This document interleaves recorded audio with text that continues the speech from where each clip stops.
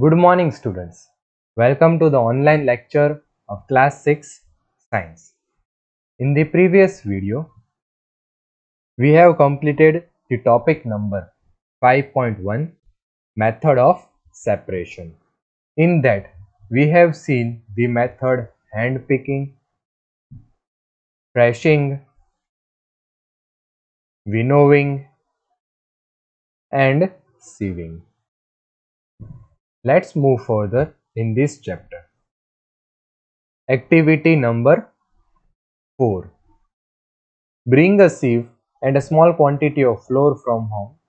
Right now you have to do this activity at your home. Okay, you have to bring a sieve and a small quantity of flour from home. Sieve the flour to separate any impurity in it. Now make a fine powder of chalk. First you have to do this one activity. The other part is, now make a fine powder of chalk pieces and mix it with the flour. Can we separate the flour and the powder chalk by sieving? If you will do this activity at your home, you will notice that the larger size impurity present in the flour can be removed by sieving. But if you intentionally mix the same particle size like chalk powder with the flour and you sieve it, you will see that you can't remove powder of chalk from the flour. Sieving is used when components of mixture have different size. Okay. When sieving can be used only when the size of the component is different. So what do we do if the component size is same but then also we have to separate it? So for that, sedimentation, decantation and filtration are some of the method used for the separation. So sometimes it may not be possible to separate components of a mixture by winnowing and hand picking. For example, there may be lighter impurities like dust or soil particles in rice or pulses. Okay, so you can't remove soil particles by hand picking or winnowing. How are such impurities separated from rice or pulses before cooking? How the impurities like soil and sand in the rice and pulses are removed before cooking? Let's see. Rice or pulses are usually washed before cooking. When you add water to this, the impurities like dust particles get separated. These impurities go into water. Now, what will sink to the bottom of the vessel? Rice or dust? If you will do this activity in your home, you will be knowing that the dust will settle down. Why and for which reason we will see further. Have you seen that the vessel is tilted to pour out the dirty water? Yes, you all have seen at your home that the vessel is tilted slightly for removing the dirty water.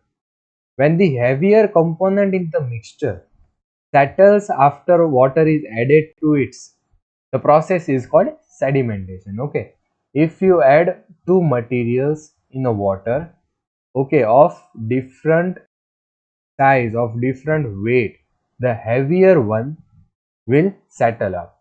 Okay, the heavier one will settle up and that settlement process is called sedimentation. Okay, I think it is clear. When the water along with the dust is removed, the process is called decantation. Okay, understand? When the water along with the dust, what is meant by that? Water with the lighter size particles, water along with the dust is removed. The process is called decantation. Let us find a few other mixtures that can be separated through sedimentation and decantation. The same principle is used for the separating a mixture of two liquids that do not mix with each other. Let's see one example. Oil and water from their mixture can be separated by this process. We all know if we will try to mix water and oil will form a separate layer on the water.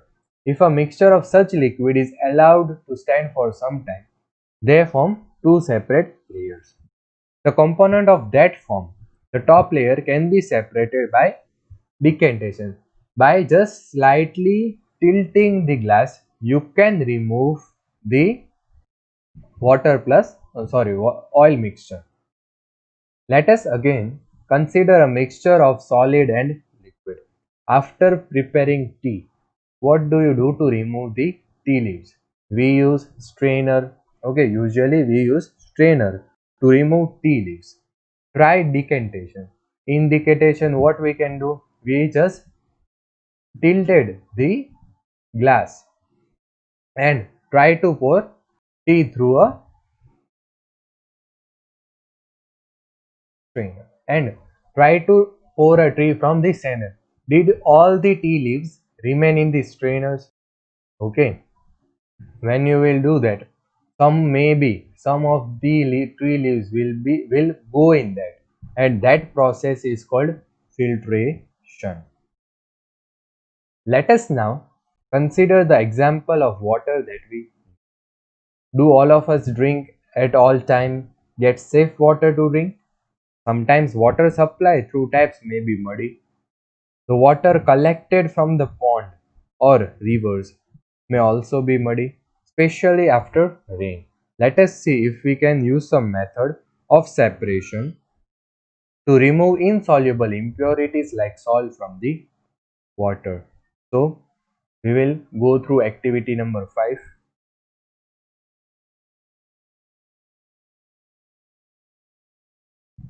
Collect some muddy water from a pond or a river. But during this pandemic, we can't go outside and collect the water. So, what we can do, if it is not available, mix some soil to the water in a glass. That we can do. Let it stand for half an hour. Okay. If you will allow the sand in a water to settle down, it within an half an hour it will settle down. Some of the particles, some of the heavier size particle will settle down at the bottom side, and some of the minor particles which are lighter in weight will be throughout the water. Okay, observe the water carefully and note your observation. Does some soil settle at the bottom of the water? Yes. And why? Because they are heavier materials. What will you call this process? Sedimentation, right? Yes. Now, slightly tilt the glass without disturbing the water. Let the water from the top flow into the other glasses. What will you call this process? Yes, decantation. Okay. So, we have did sedimentation, we have did decantation. Okay. Is the water in the second glass still muddy or brown in color? If we will observe, then we will see that some brownness is also seen now because of that lighter particles which are scattered in the water. Now filter it. Okay, we will try to filter it. Did the tea strainer work? If we will use tea strainer, the hole in that strainer are much larger than the impurities present in them in the water. So tea strainer won't work. Let us try filtering the water through a piece of cloth.